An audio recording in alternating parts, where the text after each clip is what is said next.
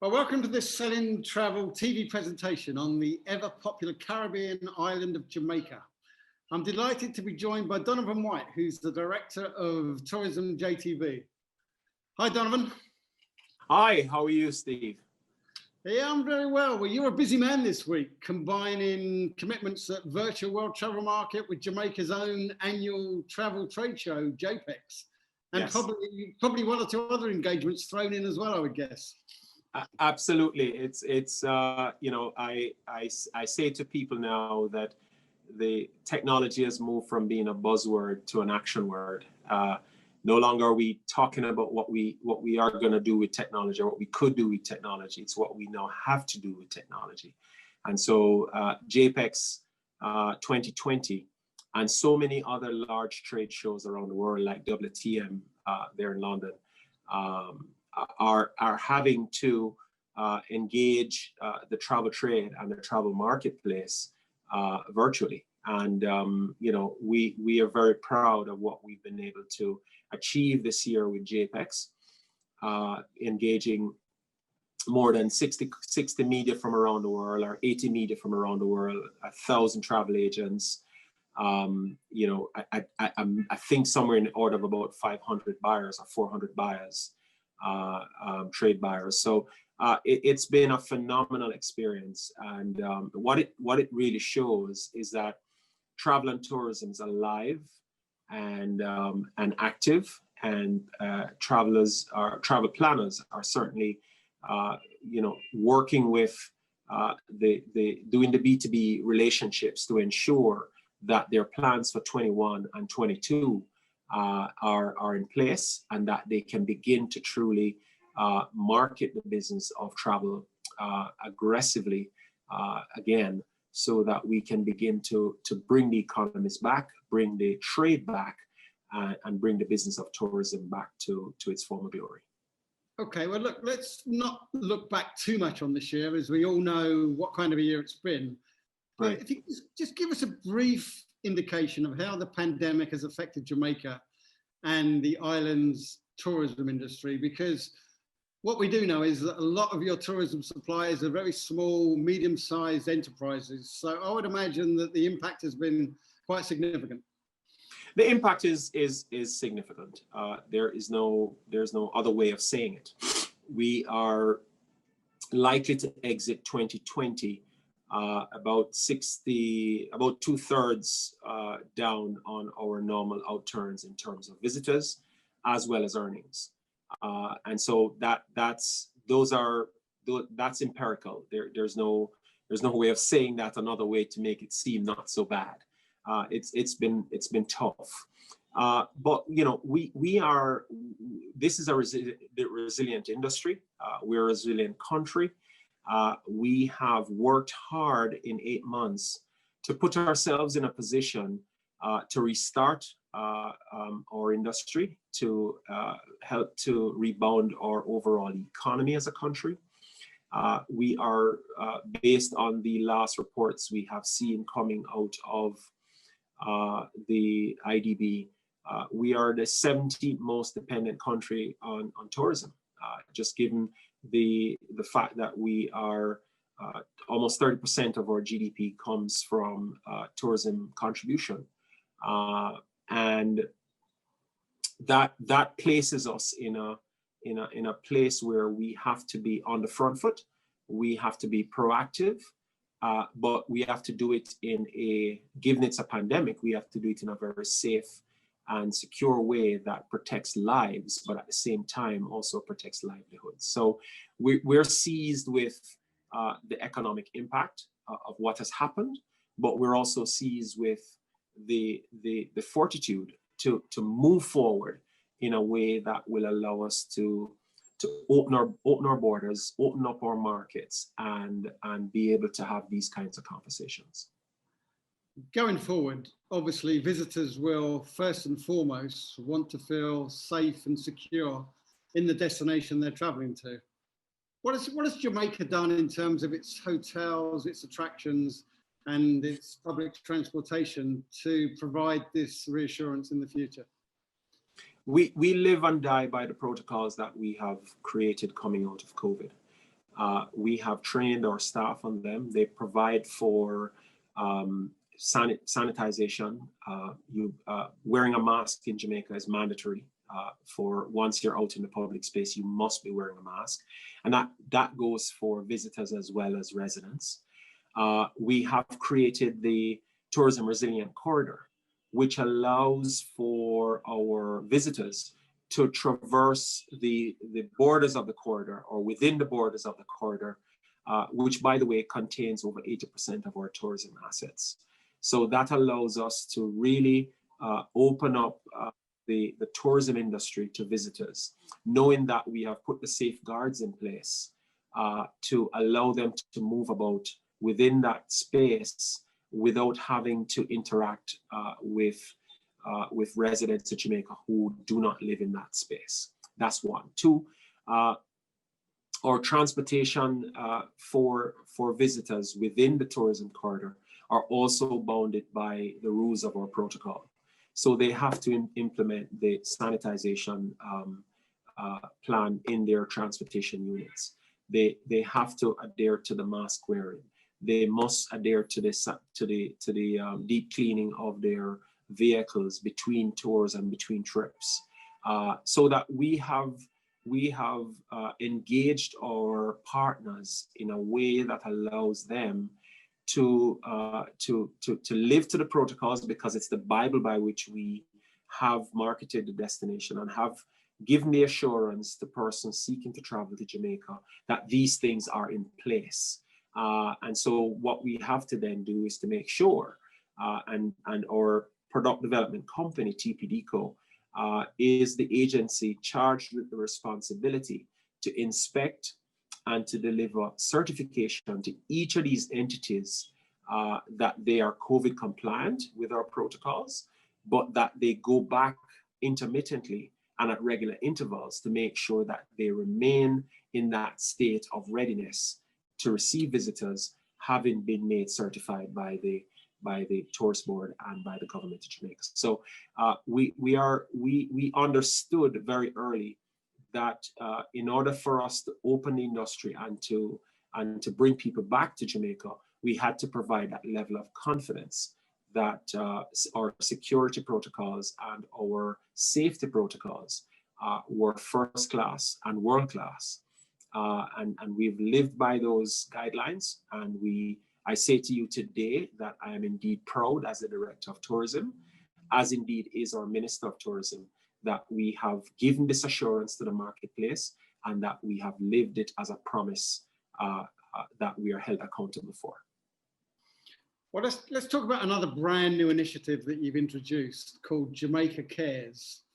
It sounds a creative and unique scheme designed to give travellers total peace of mind when they're coming to the island. Could you explain what that is and how it works? The Jamaica Cares program is one that is we are still fine-tuning with the providers. It allows for a end-to-end coverage of travelers to Jamaica, to provide for health care whilst they're here, provides for COVID testing if they're required to be tested. It provides for their tracking in the event that they become symptomatic whilst here in Jamaica. It provides for hospitalization if that's required, and or quarantining if that's required while they're here. Most importantly, it provides for the repatriation of those visitors if they become critically ill and need to have care outside of Jamaica. They can be flown out of the island via the medical emergency flights. So it is an end-to-end health and logistics management program that we believe will provide a level of assurance to all travelers to the country that they're not just buying travelers insurance, which protects their reservations or insure their trip, to make sure that if something goes wrong or if they have to cancel, that they can have a refund, or if it covers health, that they have to pay and then claim it at the back end when they go back home.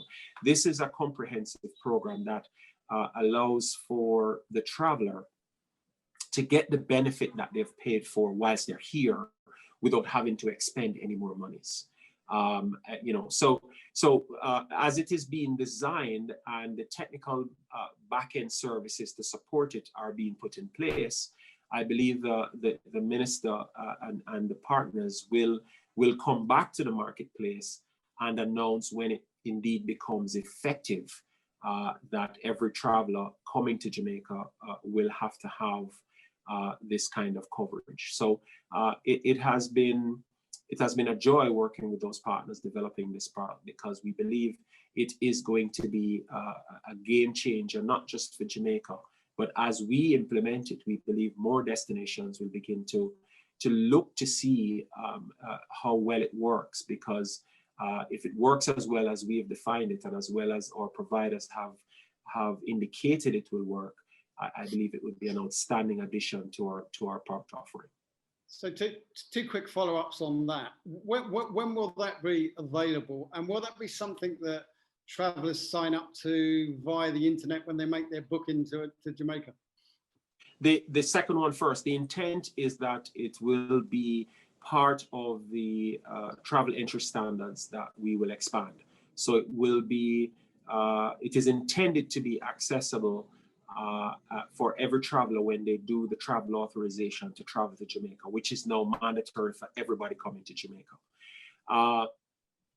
And of course, all the transactions to enable it will be part of that process. When in fact it will become effective is a date to be announced by the minister. I'm unable to preempt him on that, not because I don't want to, but because I'm unable to, because I don't know yet.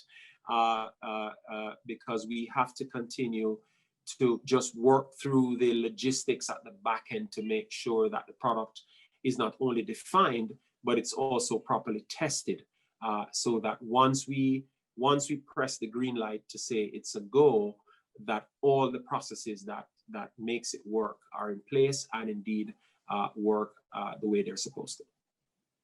Okay, well, let's look forward to 2021.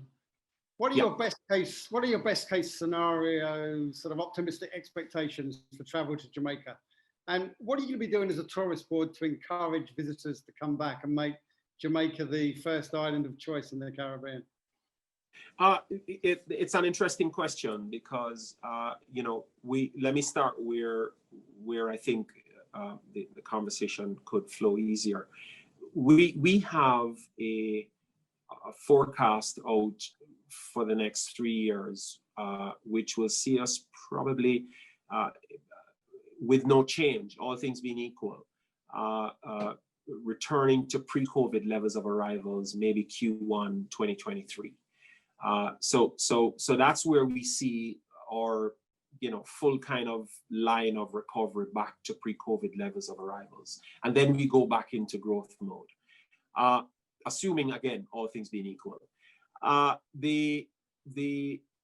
2021, our focus is going to be how we continue to nurture and help our partners to stay solid and compact. I think that's those are adjectives that I believe really aptly describe where we are in the recovery process. I think we have to stay solid, we have to stay compact, we have to manage our expectation, and we have to manage our businesses in accordance with those expectations.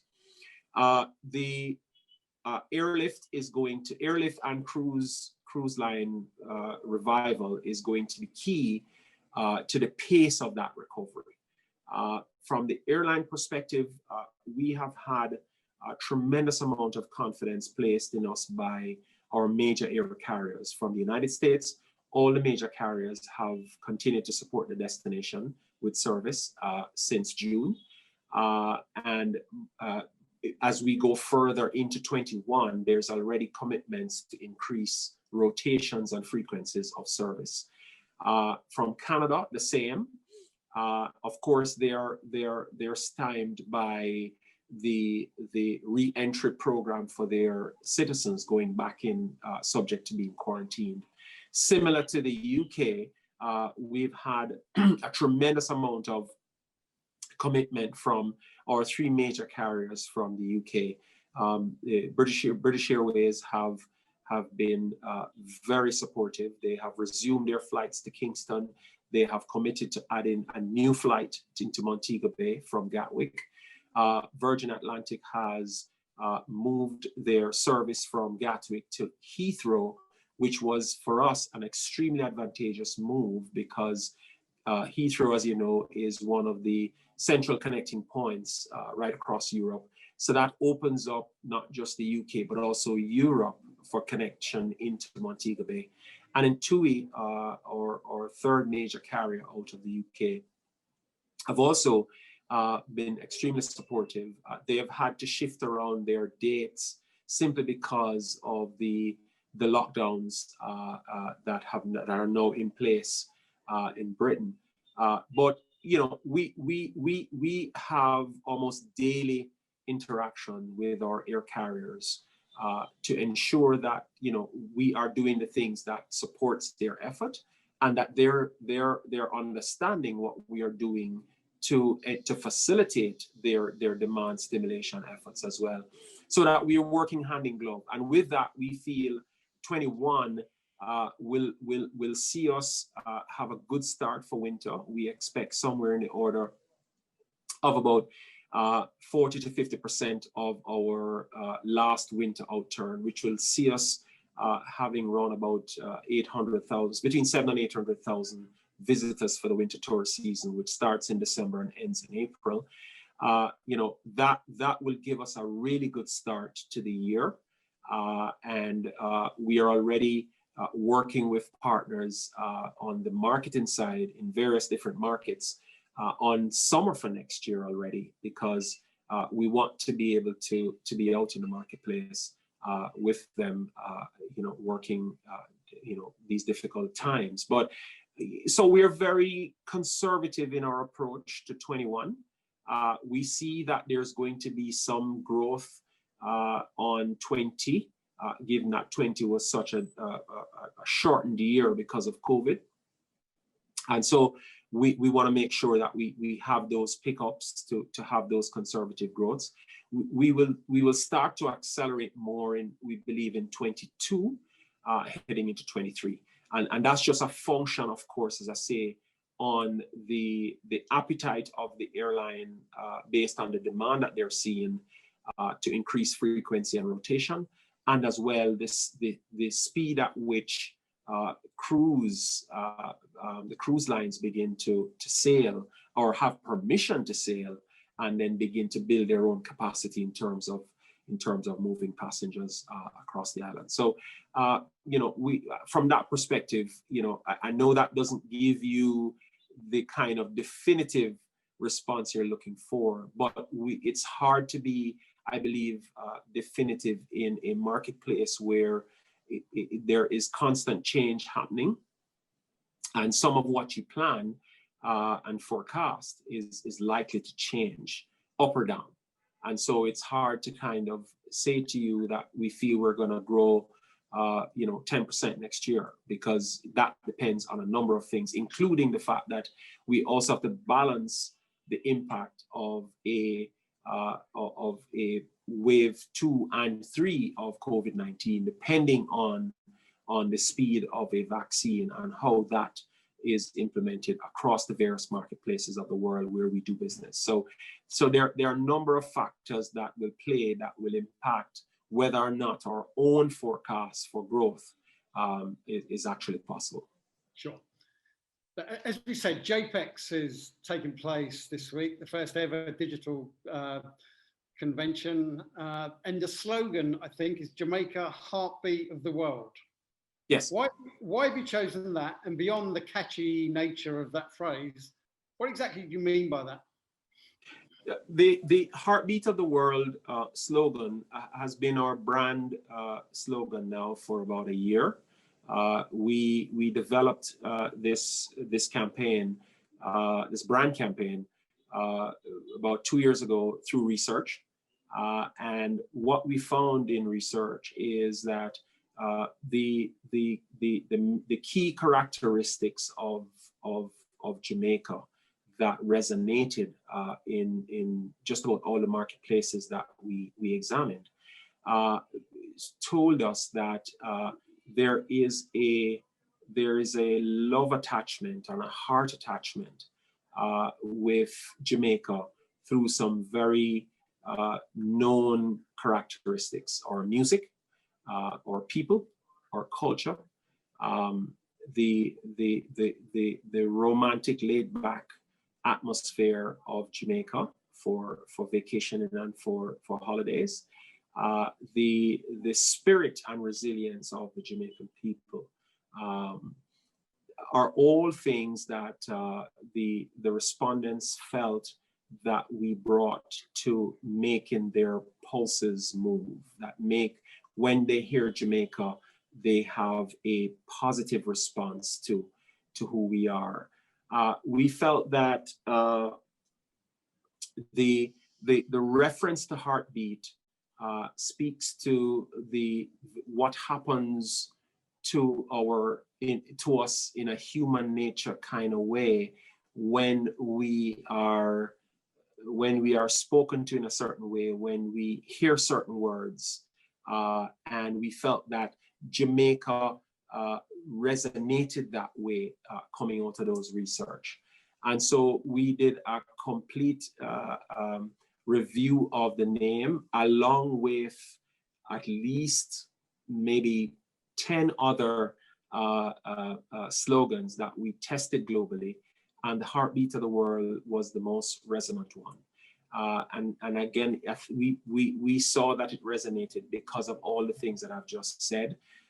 And we felt that this was the kind of positioning that allowed us to distinguish ourselves from all other competing destinations, certainly as a warm weather destination. Because in many warm weather destinations, the distinguishing features are sun, sand, and sea. We felt that with Jamaica, there was so much more about Jamaica that resonated beyond sun, sand, and sea.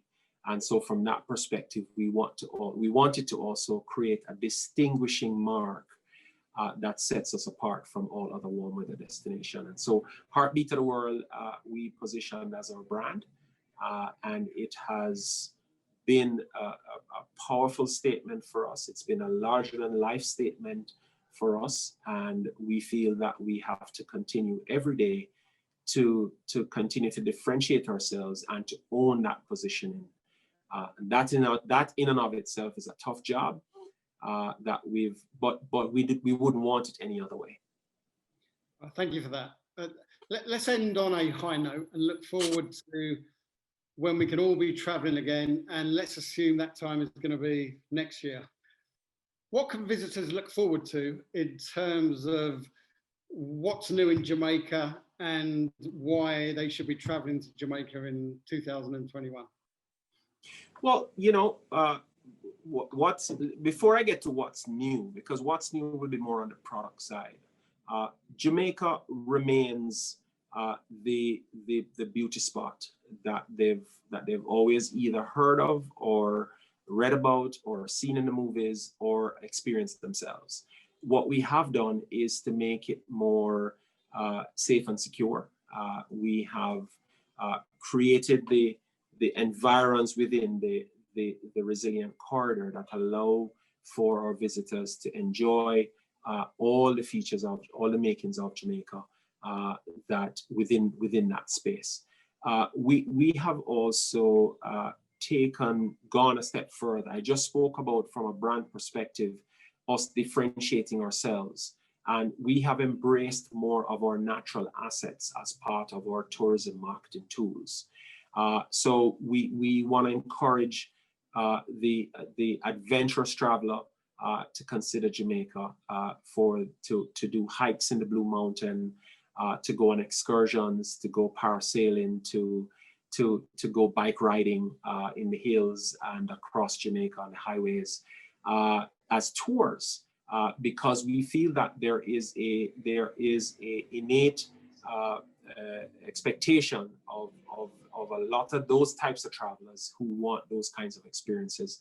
And then from a product development perspective, I'm not sure that you heard Minister yesterday in his opening of JPEX, but there are a number of new investors who are continuing to build out their product, their hotel product in Jamaica. Hard Rock in Montego Bay is one. The Oceans by H10 out of Spain is another that is completing their existing build out. The Royalton is expanding its build out in Jamaica as well. And Charisma has started its 4,000 room development in St. Anne. So there are a number of investors who are also using this period to expand their product offering here in Jamaica, and we anticipate that these product offerings will be complete round about the end of 22 into 2023, which is round about the time we have forecasted to be back at pre-COVID levels of arrival. So there is a level of alignment that we have been able to achieve with our investors, as well as with our existing partners, as we continue to develop the destination and to expand the offerings within the destination to meet the needs of the existing and new travelers around the world. Well, Jamaica has long been a favourite destination in the Caribbean for British travellers, and it will have exactly the same attractions and reasons for wanting to go long after this pandemic. And you've just outlined lots of new reasons why people want to come there next year. Thank you, sir, for talking to us, and we will look forward to seeing you in Jamaica soon. Thank you, Steve, for spending the time. Always a pleasure talking to you.